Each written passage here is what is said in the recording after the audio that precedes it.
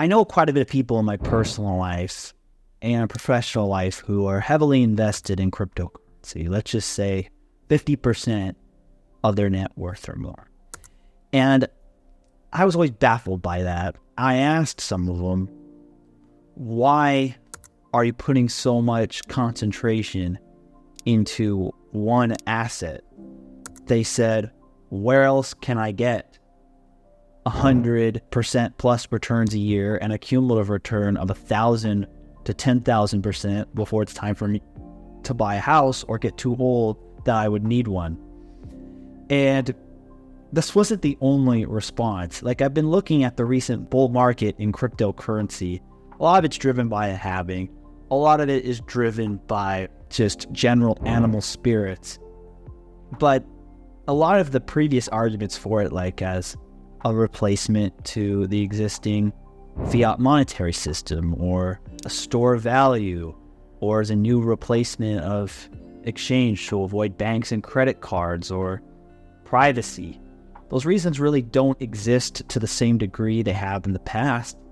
And instead, what's really going on is that people are saying, look, we know that original bull case for crypto really isn't that strong, or it was more of a solution without a problem. But we know a lot of other people are going to buy it because of ETF flows, and it's the only thing that's really going to go up enough to make a big difference in my life. So why not join the party? And this attitude does not just apply to cryptocurrency. It applies to the recent spike in sports betting, particularly parlays over straight bets. It also applies to people buying more options, particularly speculative out-of-the-money call options or zero DTE. And the reason why these more low probability but high payout investments are becoming popular is due to a concept that this video is about called financial nihilism. Welcome to Analyzing Finance with Nick. We're going to talk about financial nihilism, and I got the idea from a blog post from a crypto fund manager named Travis Kling from Ikigai Asset Management. And he puts into prose something that a lot of people, including myself, have kind of been intrinsically thinking for a while. And it's this idea that a large portion of the population in developed economies, I know it's for certain in the US, I don't know what the degree of difference this is in Europe or in East Asia, but I do think there's inkling of this kind of dynamic there too, believe that due to the way that the economy is structured and how assets at more favorable valuations were scooped up by boomers, either when millennials and Gen Zers were kids or still in school and didn't have money, or even before they were born for some of the younger people in this cohort. And so they never are going to have a chance to get financially ahead. Look at the big example is housing prices. The last time housing prices were affordable by historical standards were from 2011 to 2013, like in the wake of the GFC housing bust. And then before that, outside that small window, it was the 1990s. And the people who were buying the housing then were mostly older boomers who already had money. They were able to, at much lower salaries for the same age, buy houses that are now completely unaffordable for this generation. If they want, like, at the same salary adjusted for inflation that their parents bought the house, they have no chance of buying it now. In fact, that along with interest rates going up, they've been locked out of the housing market for years, if not permanently. You look at stock market valuations too. The average trailing and forward PE in the equity market outside the dot-com bubble was around 14 to 15 times prior to the pandemic, where the post-pandemic average has been closer to the high teens to low 20s. At some point, it was as high as 25 on the S&P 500. So if you want to invest in stocks, the higher valuations are implying lower expected returns in the future. So you're not going to get the returns from housing. you're not going to get the returns from stocks. Commodities are either too volatile or futures contract sizes are too large for most smaller retail investors. And the bond market, until fairly recently, was paying next to nothing because rates were held at zero for over a decade. And even now, like, if interest rates due to inflation being a little higher are probably going to have to stay a little bit elevated. And as a result, the capital gains from bonds aren't there. And even in an ideal market where you have rates go down and the 10-year treasury bond rallies a little bit because of that, say it goes up 10 to 14% on a big cut in interest rates, that's not going to be enough to move the needle for somebody who needs their income and their wealth to multiply by 5 to 10 times to be able to afford down payment on a house.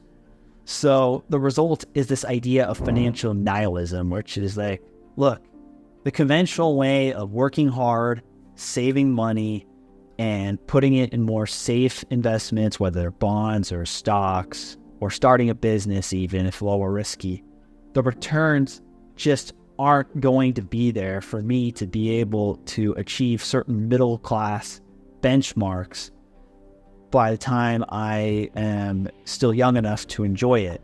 So like if you want to be able to afford to say buy a house or start a family or be able to pay off your student loans before you're 50, and basically the combination of relatively low real wages thanks to inflation and high housing costs, that's not realistic anymore.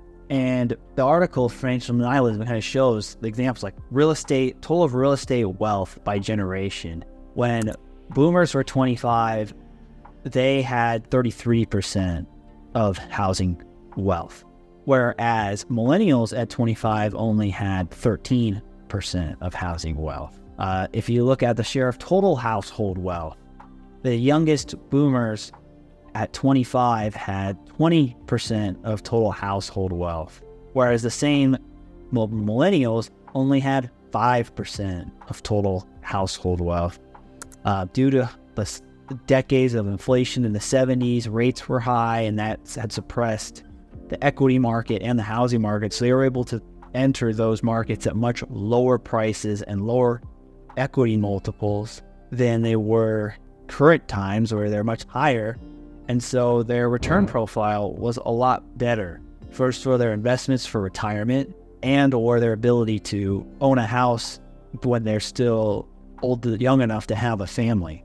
If you look at inequality, that's gone up in terms of share of income for top earners. And within the age dynamic, you've seen an increasingly skewed on that towards older people tend to be paid more. And they also have the big nest eggs from being able to save at lower valuations. So all the money is concentrated up there in the higher generation side. And look, you see it with the travel data, like recent earnings reports from airlines have shown that basically it's boomers who are enjoying their retirement and traveling and sort of driving the tourist industry more than younger people who have less disposable income. And the way the metric to this too is you look at the median household income to S&P 500. In the 80s, when boomers were starting to build their retirement portfolios, it was average from about 150 to 200 was the multiple of household income. You can buy 219 at the peak shares of the S&P 500 on an average salary. Now in 2024, you can buy 18 shares of the S&P 500 on a median household income. So that just shows you how less purchasing power people have from stocks. And people are responding. It's like, look, I can't make things honestly because everything's priced too high and the expected returns are low. So if I'm going to make a real dent in my financial future, I have to gamble. People, I don't think, are literally consciously thinking that. It's more of a subconscious thing. And we're seeing this. You see a lot more higher risk activity in terms of financial risk. I mean, in personal life risk among millennials and Gen Z, that's declining in terms of rates of personally bad habits that was more common in previous generations. But the one exception in this is gambling and financial speculation. You look at gambling revenues, they are at all-time highs. A lot of that has to do with sports betting being liberalized due to a Supreme Court case in 2018. But still, even within gambling, the percentage of gambling in parlays, which is lower probability but higher payout type bets, and prop bets, which are betting on relatively inconsequential events that have no odds greater than chance. An example would be like, who wins the coin toss in the Super Bowl? Well, will a bench player may hit more than 2 3-pointers in a game? Like, there's not really a skill in that. Like, you can maybe argue some sports betting is a skill if you look at more inefficient markets and look at places where people aren't really covering as closely. But I cannot really agree with anybody who calls prop bets on coin toss of the Super Bowl to be a skill. Yet that's the type of gambling that's getting more popular. Like, gambling revenue, sports gambling revenue from 2019 to 2023 has gone up from 900 million to 10.9 billion. And you see parlay bets specifically going up from 16 million to 197 million just in the state of Illinois. You see the zero DTE options, which is the closest thing to gambling in the financial markets. They weren't really much of a thing prior to 2020. As now they jumped from 5% of total volume in 2016 to over 40% of total volume in 2023. And I've seen statistics that it's already over half as of 2024. Look at options volume overall relative to stocks. You've seen options volume going up, say, 15 million contracts a day in 2018 to now it's closer to 45 million contracts a day. And there's often days where options market has more volume than the underlying stocks. You see the bidding in meme stocks as an example of this. It's like, these people aren't buying these things based on fundamentals. They're buying these things because they hope they can get the fast returns they need now if they ever want a chance to have a middle-class lifestyle, to be able to afford to buy a house, or to ever be able to afford to retire. Because saving the slow way is simply just not going to work, given the way that the economy is structured for those who don't really make big enough of a windfall to let their investments compound. Do I agree with this logic of the financial nihilists? No.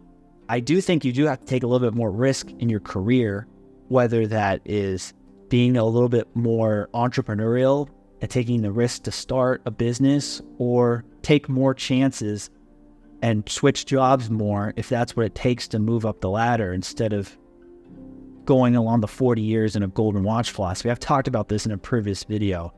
The other asset class, which is very endemic of the financial nihilism world, is cryptocurrency. Because cryptocurrency really doesn't have fundamentals, but it moves so much, has so much volatility, that if you can catch the right altcoin before it takes off in popularity, you can make a fortune. And there were people who've made tens, if not hundreds of millions of dollars buying Bitcoin when it was trading under $100 a coin. And those examples are enough fuel to say, like, look, there might be a way still out of this. I may have to take a lot more risk than my parents did, but if I lose that money anyway, my material lifestyle is not going to change. And if the social safety net continues to get more generous in the United States and kind of follows the path of Europe in that direction, then the risk of not gambling becomes higher relative to not taking any risk. Because even if you're broke anyway, your lifestyle is not going to change that much, whether that money in the gamble won or lost. But if you do have the rare chance you do get it right, then there's a chance for you to move out of the lower middle class, which many people in millennials and Gen Z perceive themselves to be stuck in. Like, everybody's looking for the next Dogecoin that will go up 10x in a day, like a Dogecoin did in January 2021. And this has extended in the political culture, like populist movements. People vote on the populist movements with the hope that, hey, maybe we elect the crazy guy, this economic structure could change, and maybe we live in a world that I don't have to gamble the fate of my country on some radical leader to change things. But that is kind of the dynamic here going on with financial nihilism. Do I think this is a real phenomenon? Absolutely. I think not because necessarily these people are right, but there's enough people who are acting on this that's impacting the market. And we see that with the volumes of zero-T options. We see this with the existence and the popularity of the cryptocurrency market. We see this with the types of betting going on in sports betting. The challenge is really how to invest on this and whether it will last, because you can't really just predict what the next thing that a desperate person is going to gamble on. That's very difficult. I don't even think the greatest experts in markets or psychology will always be able to hit enough of those in a row to make a career off of it. I think that this will also kind of end the next time we have a recession that is prolonged enough to have meaningful contractions in valuations. We did have a bear market with a very mild, if no recession at all, depending on who you talk to, in 2022. The COVID pandemic bear market really only lasted a month and a half, so that's not substantial. But if you have a more drawn out cycle, either like the GFC or what I think is more likely, like the 2000 to 2003 type cycle, and a lot of the speculative behavior is able to come out, and you have the demographic transition, which makes real estate more available, I think this kind of behavior will go away and it'll create a more healthy foundation. However, it might be a long time between then and now. Those who are tempted to be financial nihilists, maybe you'd use that energy and that risk-taking to invest in themselves and start a business or create some sort of value. I think that's if I was going to go make a gamble, I'd make a gamble on myself over making a gamble on a random speculative investment that I have really no control over. But those are just my thoughts. What do you think about financial nihilism? And do you think that's the primary driver of crypto in this cycle and some of the other more speculative corners of the market? If you like this kind of content, please subscribe to this channel and share it with people you know. Thank you for watching.